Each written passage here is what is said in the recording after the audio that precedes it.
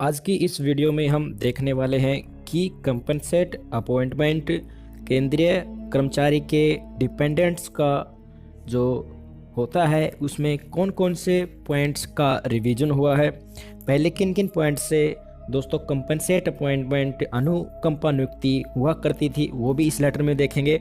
और फिलहाल 7वां वेतन आयोग लागू होने के बाद जो पॉइंट्स चेंज हुए हैं जिनके बेसिस पे कंपनसेट अपॉइंटमेंट केंद्रीय कर्मचारियों के या आर्म फोर्सेज के जितने भी डिपेंडेंट हैं उनका किया जाएगा, वो रिवीजन के पॉइंट्स भी इसमें देखेंगे। दोस्तों इस लेटर में बताया गया है कि department of personal and training के द्वारा बार बार इस प्रकार के रूल रेगुलेशन कंपनसेट अपॉइंटमेंट के चेंज किए जाते हैं। सबसे पहले 1993 में इस तरह के रूल जारी किए गए थे दोस्तों। उसके बाद इन रूलों में कंपनसेट अपॉइंटमेंट के रूल्स में 2001 में बदलाव किया गया। 2001 में बदलाव के बाद 2010 में इनमें बदलाव किया गया और 2010 में दोस्तों जैसे ही जो बदलाव हुए थे उसके बाद फ़िलहाल जो 2017 की मैं बात करूँ उसमें ये फ़िलहाल बदलाव हुए हैं और अभी 2018 में इम्प्लीमेंट दोस्तों अब हो जाएंगे। पहले पॉइंट थे उन्हीं पॉइंट को रिवाइज़ किया गया था जो 2010 में रिवाइज हुए थे। 2010 में कंपनसेट अपॉइंटमेंट जब होता था तो क्वांटम ऑफ फैमिली पेंशन के बेसिस पे टर्मिनल बेनिफिट जो मिलते हैं उन पे monthly income of family from other sources उसको भी पॉइंट दिए जाते थे। और मूवेबल प्रॉपर्टी से फैमिली को कितनी इनकम है वो भी दोस्तों उसको भी पॉइंट दिए जाते थे। यानी कि जो भर्ती होने के लिए कैंडिडेट आ रहा है उसका फैमिली का पूरा बैकग्राउंड देखा जाता था और उन्हीं बैकग्राउंड्स को पॉइंट दिए जाते थे। उसी के बेसिस पे उस कैंडिडेट का कंपनसेट अपॉइंटमेंट गवर्नमेंट जॉब में किया जाता था। नंबर ऑफ डिपेंडेंट वो केंद्रीय कर्मचारी उनके एक्सपायर होने के बाद कितने रह गए हैं, अनमैरिड डॉटर्स कितनी उससे केंद्रीय कर्मचारी एक्सपायर होने के बाद रह गई हैं, और नंबर ऑफ माइनर चिल्ड्रन दोस्तों कितनी है वो भी देखा जाएगा कंपनसेट अपॉइंटमेंट में। और लेफ़्ट ओवर सर्विस दोस्तों कितनी थी उस केंद्रीय कर्मचारी को। दोस्तों ये पूरा का पूरा जो रिवीजन हुआ है 7th CPC के पे रिवीजन होने के बाद ये चेंज करना पड़ा, क्योंकि पहले दोस्तों मिनिमम पेंशन 3500 रुपये हुआ करती थी, अब वो 9000 रुपये हो गई है।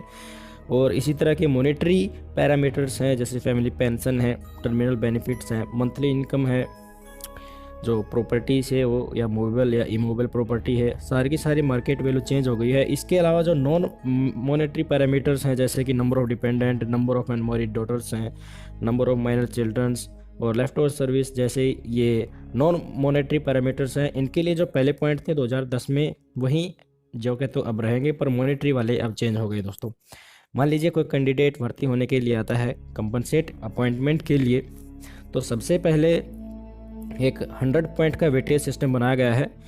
उसमें से 20 पॉइंट अलग रख दिए गए हैं किसके लिए कि भाई आपको बेसिक फैमिली पेंशन आपके परिवार में जो एलिजिबल है उसको कितना मिलता है, या NPS से रिटायर्ड हुए हैं तो मंथली अमाउंट आपको कितना रिसीव होता है।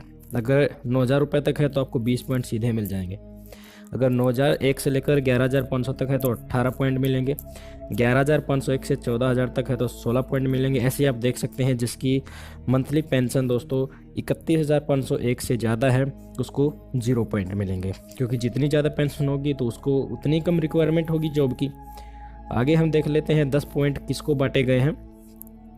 जो गवर्नमेंट सर्वेंट को रिटायरमेंट के टाइम पैसा मिला था वो पैसा चाहे ग्रेचुटी का हो या PF बैलेंस का हो या छुट्टियों के पैसे हों या CGE GIS के हों या PLI के हों, किसी के भी हों, वो टोटल पैसे रिटायरमेंट के टाइम जो मिले थे या डेथ के टाइम जो पैसे मिले थे उनका ब्यौरा के हिसाब से 10 पॉइंट उनको दिए गए हैं। अगर 10 लाख रुपए तक मिले थे तो पूरे के पूरे 10 पॉइंट मिल जाएंगे। 10 लाख 1 से लेकर 11,87,500 तक मिले थे तो 9 पॉइंट मिलेंगे। ऐसे ही से घटते चले जाएंगे। अगर रिटायरमेंट के टाइम 26,87,501 या इससे ज़्यादा मिले थे तो कोई पॉइंट इस B पॉइंट के अंदर नहीं मिलेंगे जो कैंडिडेट भर्ती होने के लिए आ रहा है उसको। और जो कैंडिडेट भर्ती होने के लिए आ रहा है कंपनसेट ग्राउंड पे उसकी मूवेबल और इमूवेबल प्रॉपर्टी से, यानी कि घर पे जो इनका प्रॉपर्टी है उससे कितनी एनुअल उसको इनकम हो रही है, उसमें अदर मेंबर्स जो फैमिली के हैं वो पैसे कमा रहे हैं वो भी ऐड की जाएगी। एनुअली अगर 1 रुपये से लेकर 1,05,000 तक है तो दोस्तों 4 पॉइंट, अगर कोई भी इनकम नहीं है तो 5 पॉइंट। ऐसे ही 1,95,001 से इससे ज़्यादा पैसे एनुअली आ रहे हैं, movable immovable property plus annual income earn by other members, तो उसमें 0 पॉइंट्स मिलेंगे दोस्तों। ऐसे ही movable immovable property of family, इसमें कौन कौन से फिक्स्ड डिपॉजिट जो बैंक में है उसको मिला के, बैंक बैलेंस को मिला के, पर इसमें जो बी पॉइंट्स मैंने बताया था उसमें जो डाटा थे वो इंक्लूड नहीं करने हैं। अगर 5 लाख रुपए तक हैं तो 8, अगर कुछ भी रुपए नहीं हैं तो 10 के 10 पॉइंट मिल जाएंगे। 5 लाख 1 रुपये से लेकर 10 लाख तक है तो 6 पॉइंट, ऐसे ऐसे 20 लाख 1 से ऊपर है तो कोई भी पॉइंट नहीं मिलेगा। अगर नंबर ऑफ डिपेंडेंट दोस्तों 1 ही है तो 5 पॉइंट मिलेंगे। अगर नंबर ऑफ डिपेंडेंट 2 हैं यानी कि जिम्मेवारी ज़्यादा है तो 10 पॉइंट मिलेंगे। 3 से ज़्यादा डिपेंडेंट है तो 15 पॉइंट मिलेंगे। नंबर ऑफ अनमेरिड डॉटर कोई नहीं है तो कोई पॉइंट नहीं मिलेगा। 1 है तो 5 मिलेंगे, 2 है तो 10, फिर 3 से ज़्यादा है तो 3 है, 3 से ज़्यादा है तो 15।